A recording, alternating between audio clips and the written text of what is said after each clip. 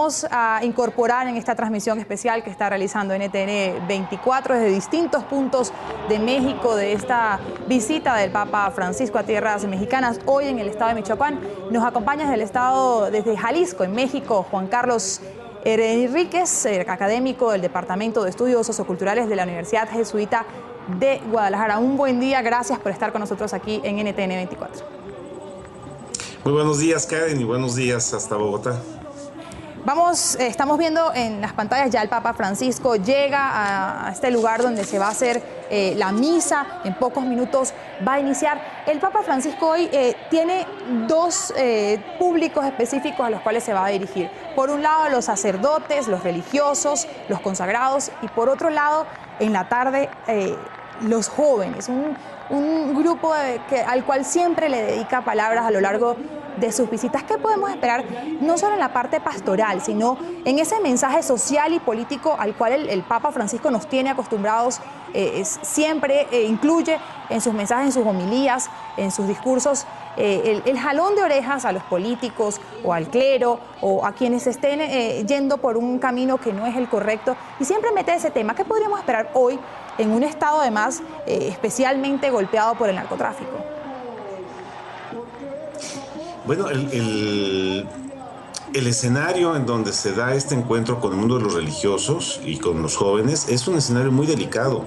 Michoacán es el estado donde explota visiblemente la violencia que trae el narcotráfico, la inacción del Estado, la ineficacia del Estado para cuidar, en un lugar que es paradójico, porque Michoacán es un experimento social de la época de la colonia, que Vasco de Quiroga, Tata Vasco, inicia integrando a las comunidades purépechas, a los grupos indígenas, en torno a oficios, a un proyecto económico de solidaridad entre los pueblos y de alta cultura, ¿no? Hay que recordar que en Michoacán se fundan dos universidades jesuitas, en un estado donde hay dos universidades jesuitas, dos colegios, como se llamaban en aquel entonces, porque la apuesta es una sociedad altamente culta y con una alta especialización económica. Entonces, este es el proyecto de la iglesia en Tata Vasco.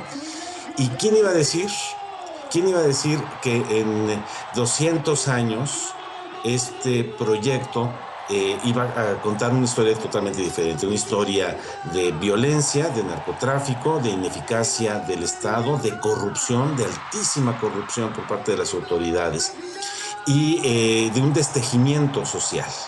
Entonces, el escenario donde se va a dirigir a los religiosos y a los jóvenes es un escenario que es muy dramático y que obliga al Papa a dirigirse a estas realidades.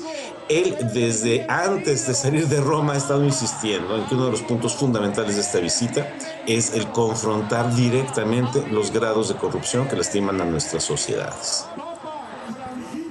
Tenemos el señor Enríquez desde Jalisco, ya tenemos las imágenes. El Papa Francisco llegó al estadio Venustiano Carranza, el lugar donde va a oficiar esta misa a la cual asisten sacerdotes, religiosas, religiosos, consagrados y seminaristas. Ya está todo listo para el inicio de esta misa que empezará, según lo previsto, en aproximadamente 15 minutos, cuando sean 10 de la mañana, hora local, en Morelia, Michoacán. Tenemos también en esta transmisión especial de NTN 24 a Bogdan Piotrowski, decano de la Facultad de Filosofía y Ciencias Humanas de la Universidad de La Sabana, experto además en temas del Vaticano, quien ha publicado al menos 10 libros sobre el Papa Juan Pablo II. Señor Piotrowski, gracias por acompañarnos en esta transmisión especial de NTN 24.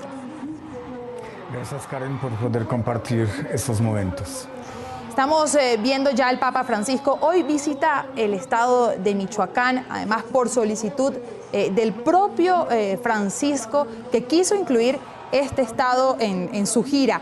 Hoy hace una misa a religiosos, a religiosas, al clero, y lo hace en un estado en el que los curas, los clérigos, se han visto afectados por la violencia que hace parte de este estado. En este mensaje que va a dar el Papa Francisco ahorita en la misa, también se puede entender quizás como un mensaje del Papa Francisco a seguir motivando esa lucha contra la violencia, a poner por encima a la fe católica, por encima de lo que podría considerarse como la maldición de la violencia que afecta a los ciudadanos y también a la parte de la Iglesia Católica que hace vida en este Estado? Mire, yo pienso que vale la pena recordar la trágica historia de la Iglesia mexicana, toda esa persecución durante decenios, y se notan unos grandes cambios porque los mismos políticos se dan cuenta que la fe es algo que vive el pueblo mexicano. El culto a la Virgen Morenita está arraigado por encima de todas las presiones y de toda la violencia. Y el Papa lleva la esperanza. La Iglesia mexicana tiene un lugar muy particular en la historia de la Iglesia latinoamericana y mundial. Y en este sentido yo pienso que esta gran visita del Papa Francisco retoma las semillas sembradas también por San Juan Pablo Magno, que vibraba en México, y la emoción y el amor que transmitían los mexicanos a él son bien conocidos. En este momento, la Iglesia también es la Iglesia de los pobres, la Iglesia que protesta en contra de todo tipo de la violencia y que lleva la paz. Yo pienso que ese gran esfuerzo que hacen los sacerdotes, los misioneros y los religiosos de todo tipo es siempre avalado y altamente apreciado por el pueblo, porque la Iglesia siempre promueve la justicia, siempre promueve los derechos humanos, y qué bueno que precisamente esos momentos también sirvan para reflexionar sobre la importancia de la doctrina social de la Iglesia, que es tan poco conocida. La visita del Papa recuerda precisamente esas realidades que muchas veces se nos escapan o que queremos olvidar. Los políticos tienen que entender que la revolución es el derrame de la sangre innecesaria. Es también mucho mejor el mensaje evangélico de la paz, del amor. ¿Sí? Sí. ¿Usted quería comentar algo? Sí, no, que tenemos en las imágenes ya el Papa Francisco se baja de este carro de golf que lo está trasladando por el interior de este estadio en el cual va a ofrecer esta misa. En contados minutos iniciará esta ceremonia, esta Eucaristía, en presencia de religiosos en este estadio en la ciudad de Morelia. Tenemos también a Juan Carlos Enríquez, académico del Departamento de Estudios Socioculturales de la Universidad Jesuita de Guadalajara. Y vemos, lo estábamos comentando ahorita a través de esta transmisión, cómo los mexicanos se han volcado a las calles durante esta visita del Papa Francisco, pero es que es la 7ª visita papal que reciben los mexicanos. Han sido bendecidos por los papas, los visitó Juan Pablo II, los visitó Benedicto XVI, ahora Francisco también los visita. Sin embargo, aunque sigue siendo el segundo país con mayor número de católicos en el mundo después de Brasil, lo cierto es que la Iglesia Católica en México no ha atravesado en los últimos años por buenos tiempos, ha perdido seguidores, ha ido perdiendo poder. ¿Cree usted que tras esta visita pueda la Iglesia Católica recuperar un poco el espacio perdido en los últimos años en México? Es muy difícil de saberlo. Las cifras no lo muestran con mucha claridad. Hay un declive estadístico. En los censos se va notando que hay una pérdida de puntos en la afiliación católica. El rubro de aquellos que se consideran agnósticos o ateos se mantiene más o menos estable. Entonces estamos hablando de una migración religiosa del catolicismo hacia otras expresiones del cristianismo. Y se trata de eso, no de una increencia, una descreencia, sino de una migración, pero es continua, o sea, es un descenso continuo, no se detiene, tampoco se acelera la caída. Yo no me atrevería a afirmar que la presencia del Papa evite ese declive. Lo que yo sí siento es que anima a los fieles que están participando en la iglesia a que aviven su fe. Pero algo más interesante con el Papa Francisco es que yo sospecho que el público al que se dirige no es únicamente a los católicos, su alcance es mucho más amplio. Aquellos que quizás con Juan Pablo II, con Benedicto XVI, nunca hubieran considerado un mensaje papal, nunca hubieran tenido oídos para escuchar la palabra del líder de la Iglesia Católica, ahora le ponen y mucha atención a este líder religioso. Y esto es porque él se está dirigiendo, pues al mundo entero, no exclusivamente a los católicos. Esta es una característica que hace muchísimo no veíamos en un papa, esta capacidad de llegar a oídos y a interpelar a oídos que no son únicamente católicos. Entonces, ¿se traduce esto en un fortalecimiento en números? No, es muy difícil afirmarlo. ¿Se traduce en un fortalecimiento en cuanto al espíritu, de cómo se puede vivir en la iglesia? Yo creo que sí. El reto siempre será el mantener la llama calentando el corazón, porque si no, pues únicamente esto se evapora en el momento que toma el avión y se regresa a Roma. Y es muy fácil que ocurra, porque la visita papal en México, pero también en otros países, hoy en día, está envuelta en un lenguaje que es el lenguaje del espectáculo, hay que decirlo. Entonces, el espectáculo, que es pues estar apelando únicamente a las emociones, a los afectos, etcétera. Bueno, pues se parece al partido de fútbol, a un final de mundial, ¿no? Uno se calientan los ánimos y uno grita y se emociona, pero termina el mundial de fútbol y pues eso ya continúa la vida ordinaria. Entonces aquí el reto es, a pesar de que viene en clave de espectáculo, poder ir a fondo. Ahora, tenemos en Francisco una originalidad. Es un gran pastor que sabe hablar y que sabe generar expectativa de lo que está hablando, ¿no? Ahí sí tenemos cifras. Cuando vino Benedicto XVI a México la última vez, cuando se le preguntó a la gente qué esperaba de Benedicto XVI, de esa visita, fundamentalmente lo que decía es que esperaban pues una bendición, que hablara sobre la fe y punto.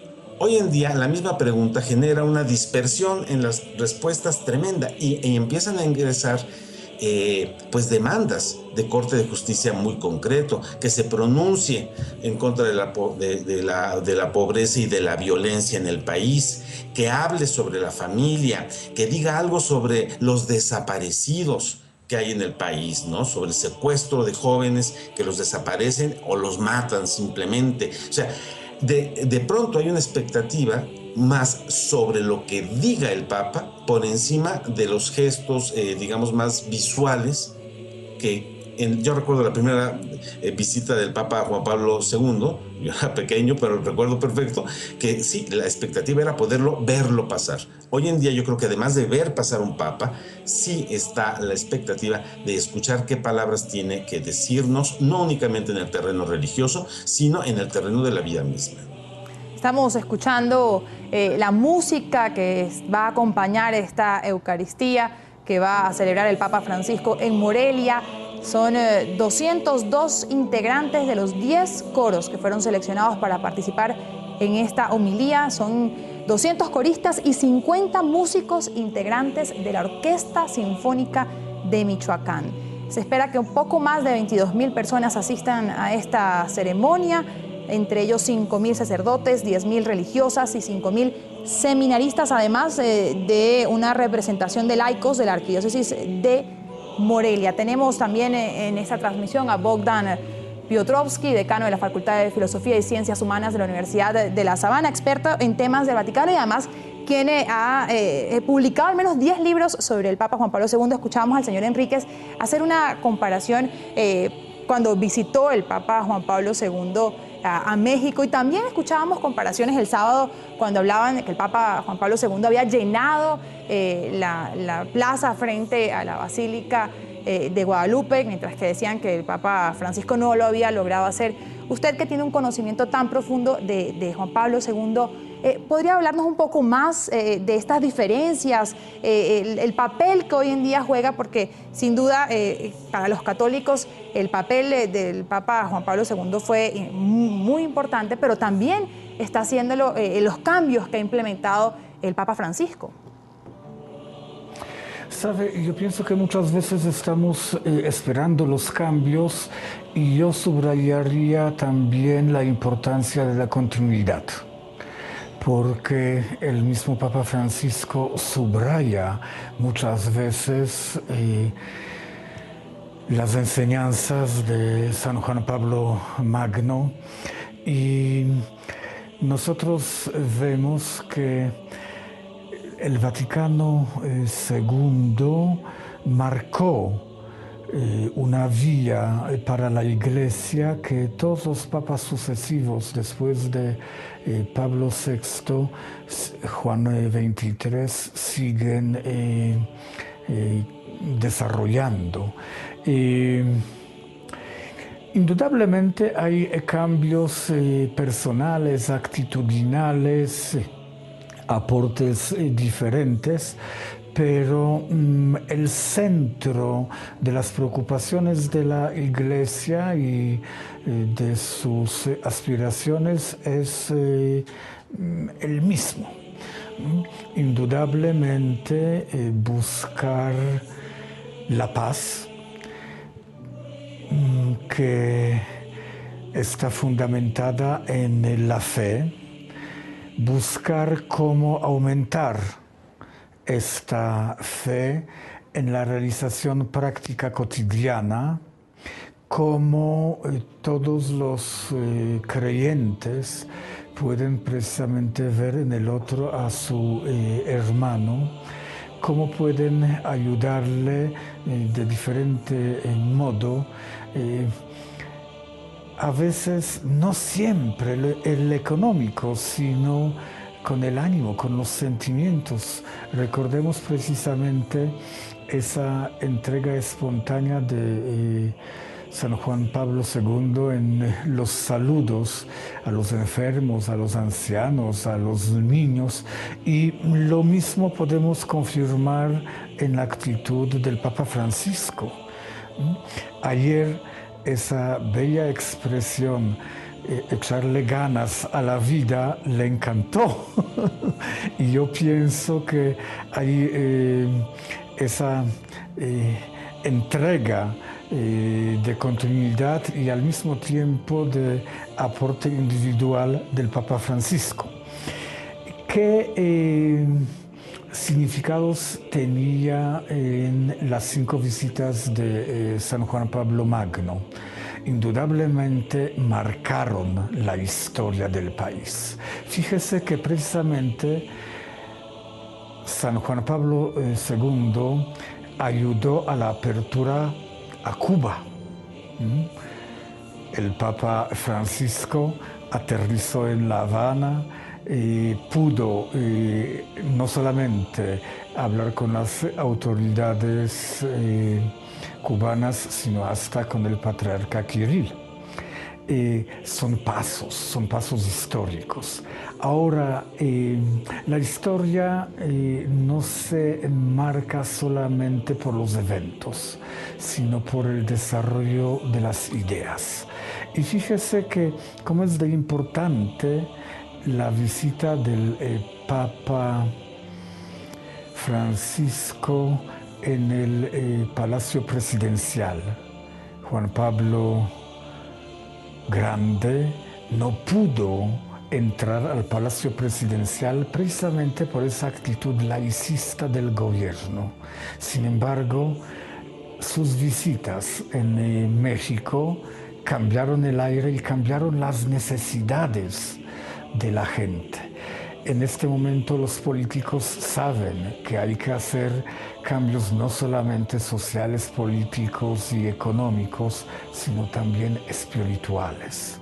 La religión no es un añadido, no es un invento, es una realidad, así como es Dios. Y claro, hay en muchos momentos la actitud cientificista que pone en duda a Dios, pero precisamente la fe se hace ver, hace vivir a la gente y saben que viven en la verdad. Todo ese planteamiento relativista que nos domina tanto y que muchas veces hasta sin querer lo aceptamos, tiene secuelas sumamente graves, pero hay una reacción precisamente a la necesidad del desarrollo de la vida espiritual, de la vida interior. No es posible continuar sin Dios. Dios sigue vivo. El Papa Francisco lo subraya permanentemente y igual que el Papa Juan Pablo Magno demuestra la importancia de la realización de la vida en el servicio al otro. Señor Fíjense Piotrowski, lo interrumpo ¿Sí? porque ya va a dar inicio esta Eucaristía, esta misa que va a oficiar el Papa Francisco en la ciudad de Morelia. No sin antes, por supuesto, agradecerle a usted, decano de la Facultad de Filosofía y Ciencias Humanas de la Universidad de La Sabana, también quien nos ha acompañado desde Jalisco, México, Juan Carlos Enríquez, académico del Departamento de Estudios Socioculturales de la Universidad Jesuita de Guadalajara, a ambos por habernos acompañado en esta transmisión especial de NTN 24 de esta visita del Papa Francisco a Michoacán.